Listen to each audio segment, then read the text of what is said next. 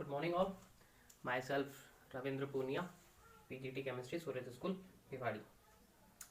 Students, in some basic concepts of chemistry, today's topic is atomic species. Different type of atomic species. इससे पहले हमने Heisenberg के बारे में बात कर ली, स्ट्रक्चर ऑफ एटम्स में इलेक्ट्रॉन्स की डिस्कवरी पर बात की. आज अपन करेंगे different type of atomic species. Atomic species के डिफरेंट टाइप्स क्या हैं. बहुत ज़्यादा इंपॉर्टेंट है, छोटी सी चीज़ है लेकिन ये बहुत जगह काम आती है. फिजिक्स और केमिस्ट्री दोनों में इक्वली इंपॉर्टेंट है. अच्छे से हमें पता होना चाहिए कि एटॉमिक स्पीशीज़ कितने टाइप की होती है और उनमें सिमिलरिटी और डिसिमिलरिटीज क्या होती है. तो टोटल इन ऑल बात की जाए तो there are 6 types of atomic species. 6 तरीके के एटॉमिक स्पीशीज़ होती हैं. बारी बारी इनके बारे में डिटेल से पढ़ते हैं. सबसे पहले एटॉमिक स्पीशी का नाम होता है, यहाँ पर अपन लिख लेते हैं एटॉमिक स्पीशी.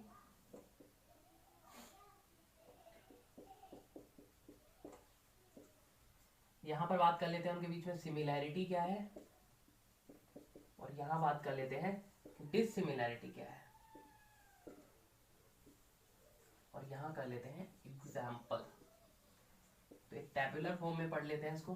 सिमिलैरिटी, डिससिमिलैरिटीज, उस एटॉमिक स्पीशी का नाम. सबसे पहले बात कर लेते हैं इसके अंदर जो आपको बहुत अच्छे से पता होगा, आइसोटॉप्स. आइसोटॉप्स की बात कर लेते हैं. तो आइसोटॉप्स क्या होते हैं, ये बहुत बार आपने क्लास 9-10 में पढ़ा है कि आइसोटॉप्स का मतलब होता है ऐसी एटॉमिक स्पीशीज जिसमें एटॉमिक नंबर और मास नंबर में, दैट इज अगर अपन बात करें कि ऐसी एटॉमिक स्पीशीज जिनके एटॉमिक आइसो का मतलब होता है एक जैसा. तो आइसोटॉप्स का क्या मतलब होता है, ऐसी एटॉमिक स्पीशीज जिसमें एटॉमिक नंबर सेम होते हैं. तो यहाँ आप कर सकते हो कि same atomic number. Atomic number को Z से डिनोट करते हैं.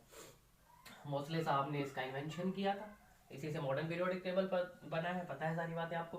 तो आइसो मतलब एक जैसा, टॉप्स मतलब एटॉमिक नंबर. तो ऐसी स्पीशीज जिनका एटॉमिक नंबर क्या होता है, सेम. सिमिलरिटी क्या होती है उनमें, एटॉमिक नंबर जो है वो सेम होता है. एटॉमिक नंबर के अलावा अगर अपन बात करें कि क्या क्या चीजें सेम हो सकती है, तो एटॉमिक नंबर का मतलब हो गया नंबर ऑफ प्रोटॉन.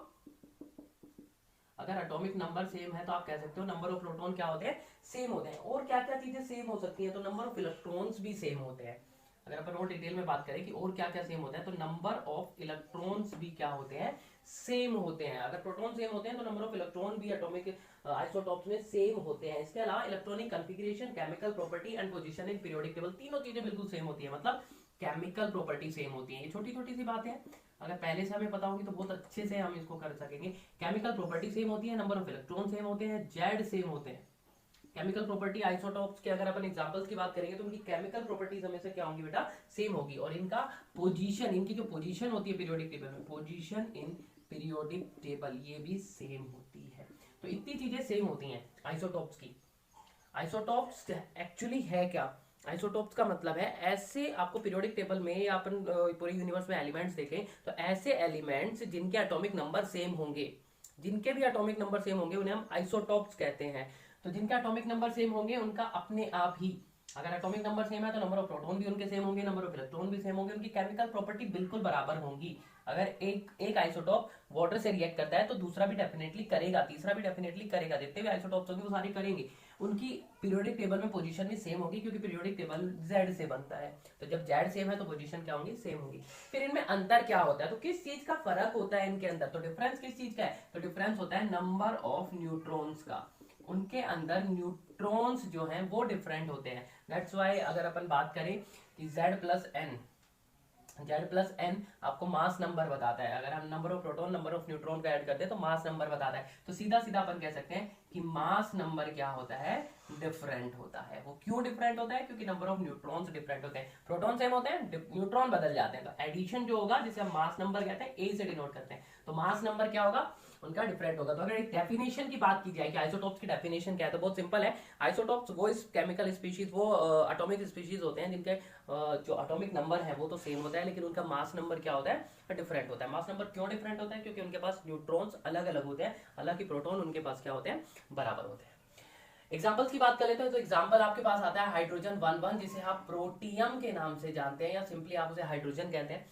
सेकंड है H12 and third is H13. ऊपर हम मास नंबर लिखते हैं हमेशा और जो नीचे हम लिखते हैं वो होता है एटॉमिक नंबर। तो H11 प्रोटियम हो गया H12, तो 12 का क्या मतलब है, एटॉमिक नंबर तो अभी भी सेम है लेकिन मास नंबर क्या हो गया 2, इसका मतलब न्यूट्रॉन बढ़ गए होंगे। इसके पास एक भी नहीं था, 1 + 0 = 1, इसके पास एक आ गया तो 1 + 1 = 2, इसके बाद दो आ गए तो 1 + 2 = 3। तो इसका नाम होता है ड्यूटेरियम और इसका नाम होता है ट्राइटियम।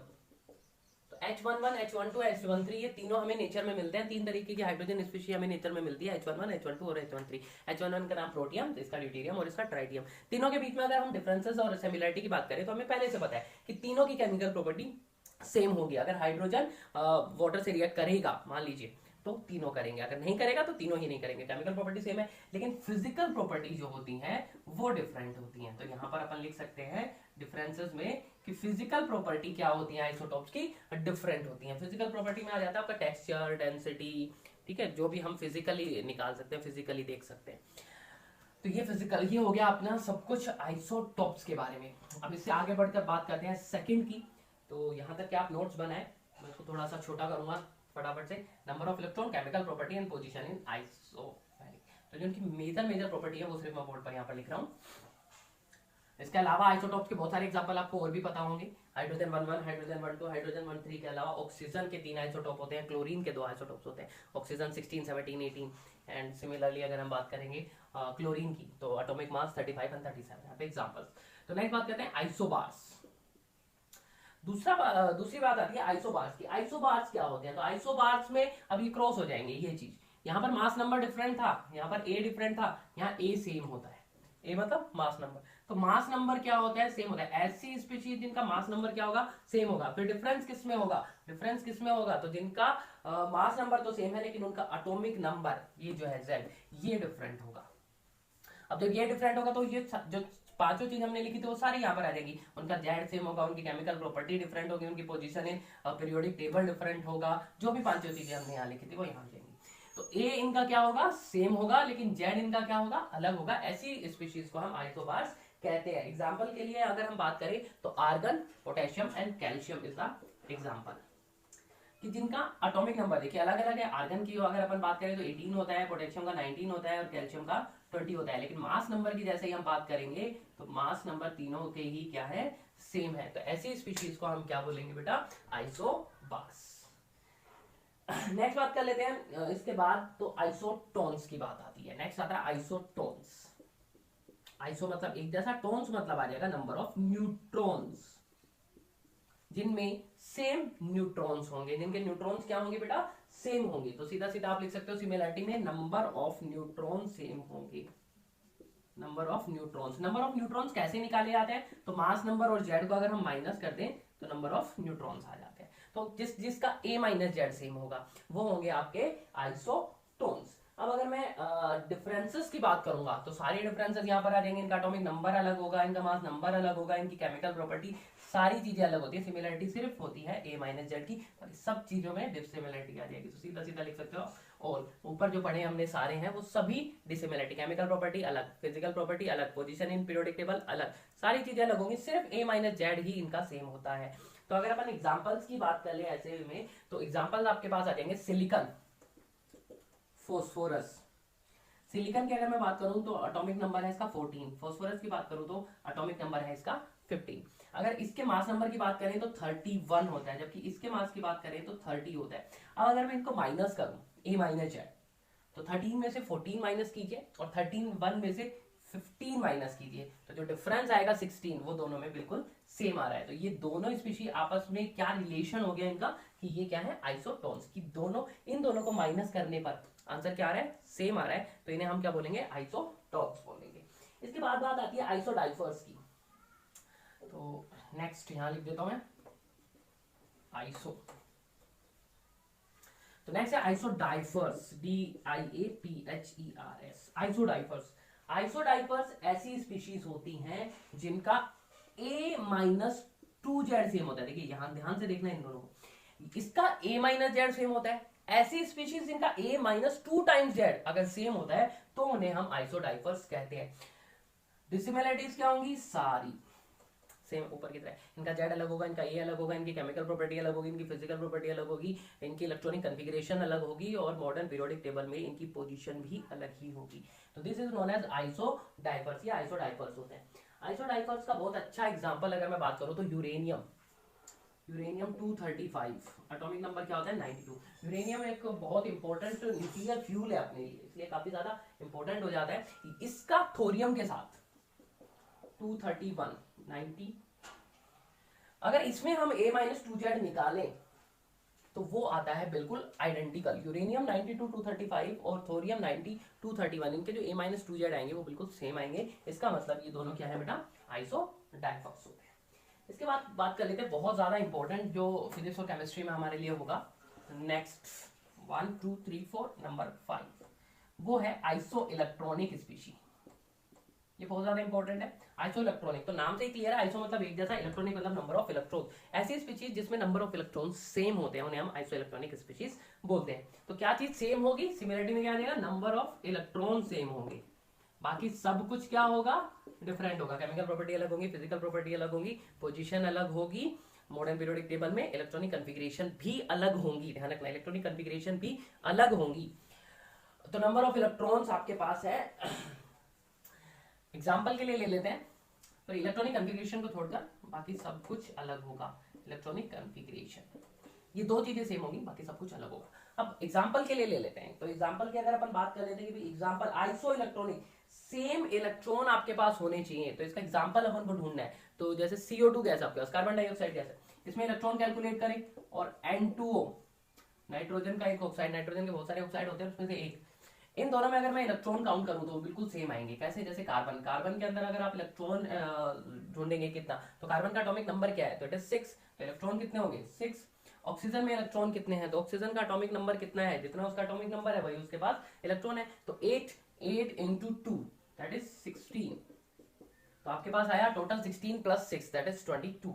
N2O में भी जब आप काउंट करेंगे तो एग्जैक्टली कितने इलेक्ट्रॉन आपको मिलेंगे 22। इसका मतलब ऐसी स्पीशीज जिसमें नंबर ऑफ इलेक्ट्रॉन सेम होते हैं वो आपके क्या होंगे बेटा, आइसो इलेक्ट्रॉनिक। और नंबर ऑफ इलेक्ट्रॉन अगर सेम होंगे तो ऑब्वियस है कि उनको जब आप कॉन्फ़िगरेट करेंगे, उनकी कॉन्फ़िगरेशन करेंगे तो वो आइडेंटिकल ही आएगी। तो ये दो चीजें सेम होती है, number of electrons and electronic configuration, ये दोनों चीज सेम होती है, बाकी सब डिसिमिलर होता है। अब आपके पास सिर्फ लास्ट एटॉमिक स्पीशी बन जाती है जिसे हम कहते हैं आइसोएस्टर्स।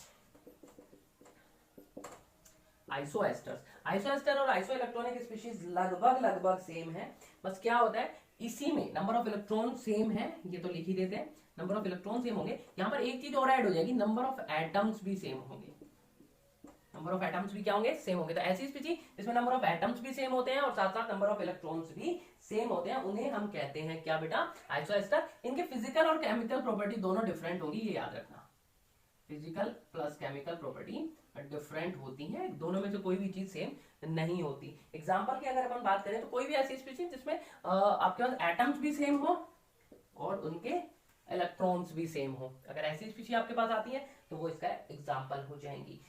CO2 and N2O is also isodiaphers, ये भी बिल्कुल सही है यहाँ पर, क्योंकि यहाँ पर अगर आप एटम गिनेंगे तो 2 और 1 3, यहाँ पर भी 2 और 1 3, तो एटम्स भी सेम है, तो ये एग्जांपल हो गया आइसोएस्टर्स का। इसका मतलब ऑल आइसो इलेक्ट्रॉनिक स्पीशीज जिसमें नंबर ऑफ एटम्स भी सेम होंगे वो आइसोएस्टर्स भी होती हैं।